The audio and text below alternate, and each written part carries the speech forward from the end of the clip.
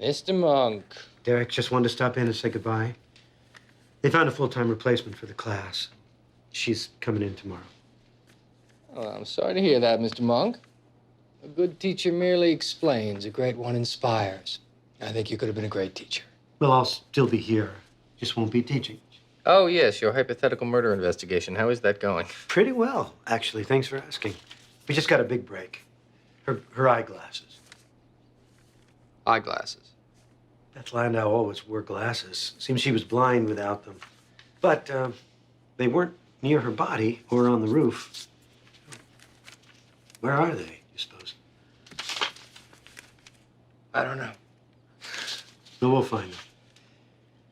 Tomorrow morning, there'll be about 200 police cadets here, searching every square inch of the campus. We'll find them. And when we do, we'll know where Beth Landau was killed. Good luck. Yeah, good luck.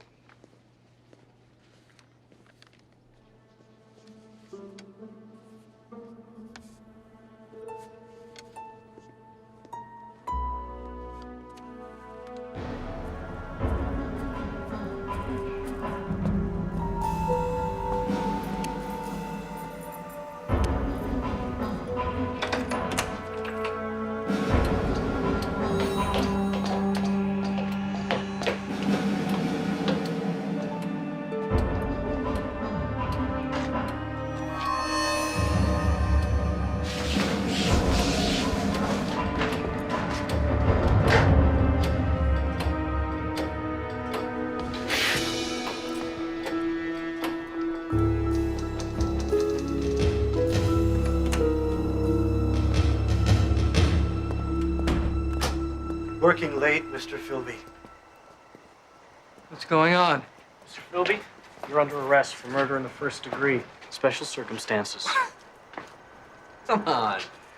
That's insane. I told you I was... Proctoring the SATs at the time, we know. It took me forever to figure out how you pulled it off. But then it hit me, you killed Beth Landau before the test started. You met her on the clock tower roof that morning at about 8 o'clock, 20 minutes before the test. Then you killed her, and you carried her body down the stairs to the clock room. This was inspired. She fell all right, but not from the roof. She fell from the clock. You laid her body out on the minute hand. It was 8:15. So the hand was perfectly horizontal. The SATs were to begin at 8:20. You had 5 minutes to get back to the classroom. Plenty of time. And you let gravity do the rest. It was just like one of your science experiments. You took a pretty big risk, Philby, hiding the body in plain sight. But it wasn't such a bad bet. That side of the tower faced the athletic field, which on a Saturday morning was completely deserted. Tick-tock. Until 8:25, when the body slid off the clock and landed on your car. You made sure that the alarm was activated so that everyone would know exactly when she fell. It was a perfect alibi. There was only one problem. The groundskeeper just happened to see you. But you took care of him later. I told you, Mr. Monk, a theory is just that unless you have some proof. It's true. I don't have any proof, but you do. It's in your hand. Oh, see, I found these on the roof. I think they're Beth Landau's. I think you're looking for them. You didn't find them on the roof. You found them in the clock room under the gearbox because I put them there 2 hours ago. Only Beth Landau's killer would have known to look for them there. QED, quod erat demonstratum. Thus it is proved.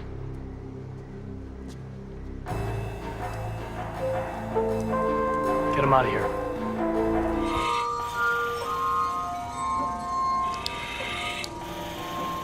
Did you get the red dress I sent you? This is too weird, just talking to a camera. Do you want me to wear it? Well, that's the idea, sweetheart. It's Captain Stottlemeyer.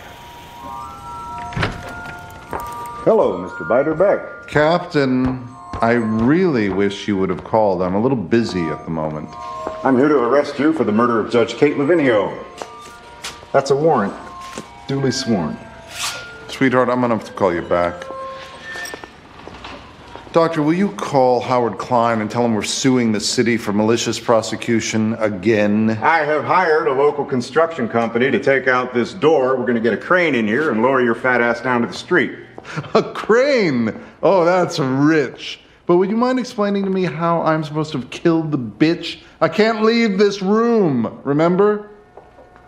Mr. Monk! Well, my. It's the defective detective once more. Lay it on me, Einstein. These 2 chairs are from the judge's house. The killer stood on one of them when he turned off the smoke alarm. A girl in the neighborhood saw, quote, a very, very fat man standing on it. But there's something funny about the chair. It's not broken. This is Sergeant Cargill from the 14th Precinct. Sergeant, how much do you weigh? 265. Would you mind?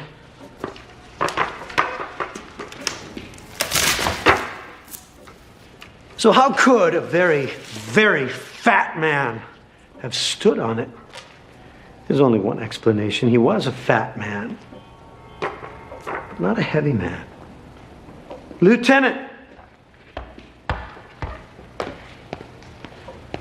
I visited your clinic today and borrowed one of your empathy suits. Fat, but not heavy. I believe we have another warrant to serve.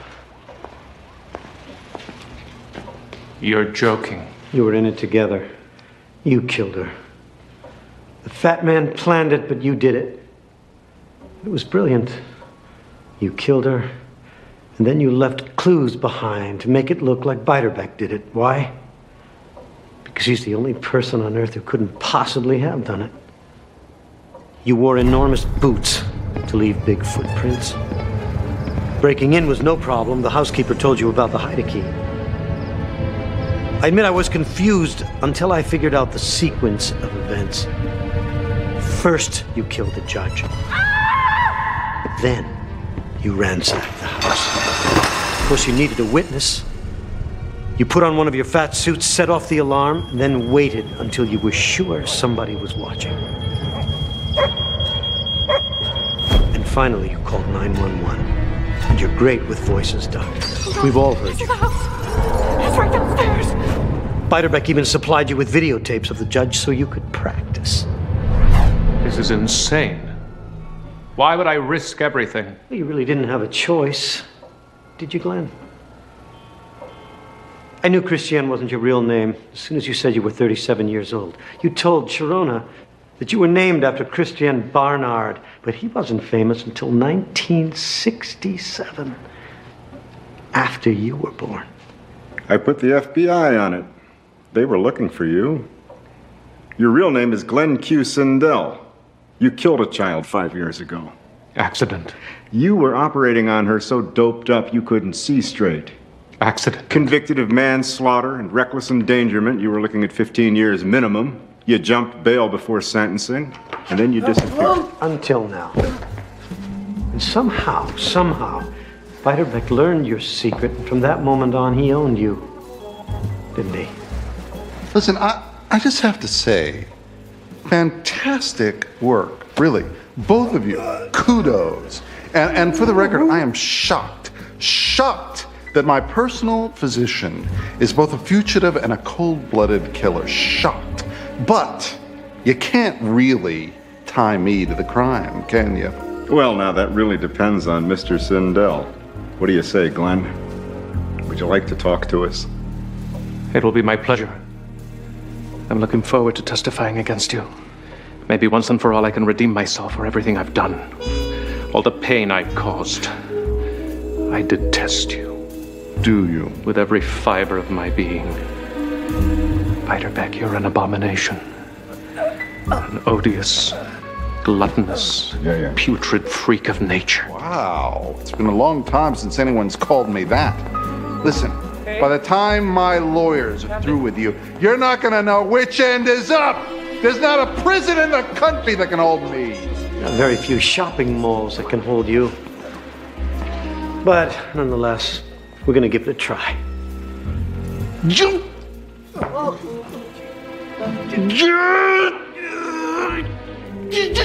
What's he doing? I think he's trying to kill me. What is it? Oh, do you have the tickets? No, I thought you had them. Oh, I must have left them upstairs. I'll go, you stay, and meet your adoring public. All right.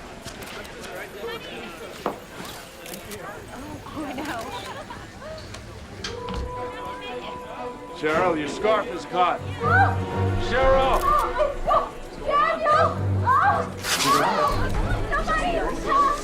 Roberto, get to the elevator. Check on Mrs. Thorne. It's that damn scarf again. You just make sure she's okay.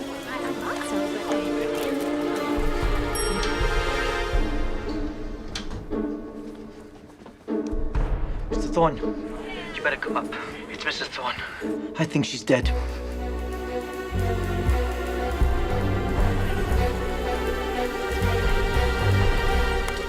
Excuse me, I'm sorry. These are private elevators. The public elevators are across the lobby. Yeah. PD, we're just gonna look around a little bit, okay? Sure.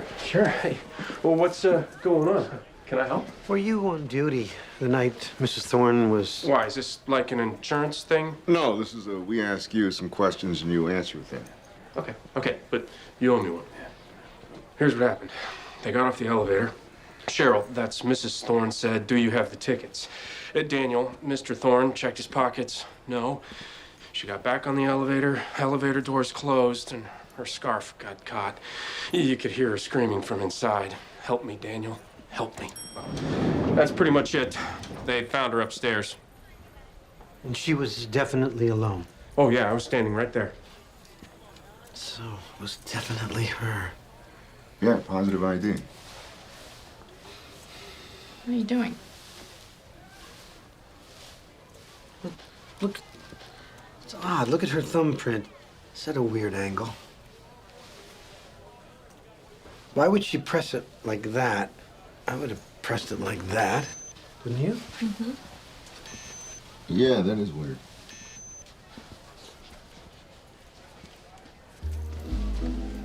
What is that? It's a fingernail. It's dug right into the leather. It probably broke off when she was choking to death. No, I don't think so. It's just too far away from the door. What do you think? I think you were right. Something happened in here. It was murder. I want to thank everybody for coming out here today. So let's get this thing built, huh? Well, thanks. I appreciate that. Mr. Thorne, do you have a minute? Yeah, sure. No, sir. We don't want your autograph. My name is Natalie Teeger. This is Adrian Monk. We're here with some homicide detectives from San Francisco. Oh, I hope you're staying here at the Monticello. Yes, sir, we are. We just have some questions about your wife and how she died. You do? Well, we have our own police force here, Mr. Monk, and they've already looked into it. If you want a copy of that report, I can assist you with that. Well, I've already seen the report, sir. It doesn't add up. Oh, yeah? What doesn't add up? The night she died, the two of you were going to a fundraiser at the Baker Street Pavilion. Yeah, that's right. It was a fundraising concert for this hospital. Right, but she forgot the tickets, and that's why she went back upstairs. Yeah. These were in your pocket, sir. Baker Street Pavilion, May 2nd. Oh, my, but I didn't realize they were there. You know, if I'd have known that, she'd be alive here today. We've spoken to some witnesses. They said that you looked for the tickets. They said that you checked your pockets. They were mistaken. Excuse me, I'm Miss Malenko. Hi, I'm Natalie Teeger. This is Adrian Monk.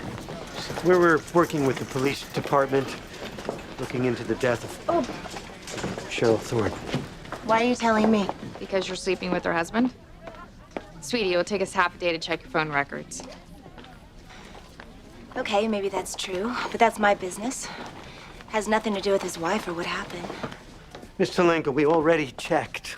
The night Mrs. Thorne was killed, you called in sick. You missed the show. Is he blind? Define blind. I called in sick because I was sick. I miss a lot of shows. Would you like to see a note from my doctor? What happened to Cheryl Thorne was an accident. She was on that elevator alone and she choked to death. I don't think so. Look, if you're gonna accuse me of something, the least you can do is look me in the eye. Mr. Monk, come on. Thorne killed her. I don't know how he did it, but he did it. I think you knew something about it, either before the fact or after. Are you arresting me? Then I have a show to do. Excuse me. Miss Talenko, when you talk to Mr. Thorne, you tell him that I'm not going anywhere. Tell him that he's smart, but I'm smarter. And I am going to figure out how he did it.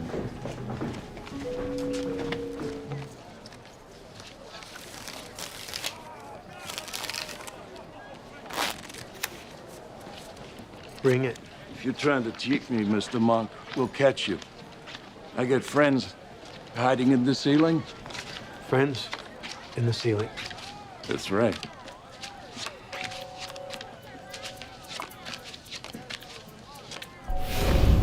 There's an access panel above.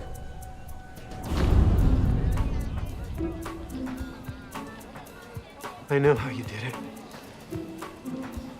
I know how he did it. He murdered his wife. Good for him. Congratulations. Let's play cards. Stay. Hit me. Here's what happened. You and your wife went out to that fundraiser. She left the penthouse with you, but she never made it downstairs. You killed her in the elevator on the way down. You had less than 2 minutes. That's all the time you needed. After all, you had help. That wasn't your wife in the lobby. That was Teresa Talenko, your mistress, in disguise. Come on, hit me! Stay. Teresa was a trained actress. Is that why you seduced her in the first place, I wonder? You hoisted her up through the access panel. Hit me again and make it a 10. Genius. What is that, 17? I'll stay. Hit me. Then Teresa took your wife's place in the elevator. You had 45 seconds. That was plenty of time. Hit me and hit me. Stay. Stay. The elevator door opened and you two went into your act. 2000, uptown and down. Let's keep it sassy. You sure you want to do that? You said you'd quit. Natalie, I know what I'm doing. When the door closed again, Teresa started to scream your name. Whoa! Blackjack, I believe that's the name of the game. Cheryl was already dead when she pressed the glass. That's why her thumbprint was upside down. Wait! I want to raise my bets.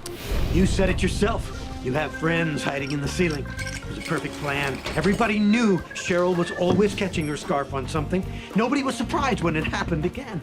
It's a very interesting fairy tale, Mr. Monk, but that's all it is, a fairy tale. Groundskeeping found these in the bushes. Are they yours? Yeah, these are my pants. Well, don't worry, sir. What happens in Vegas stays in Vegas. Monk?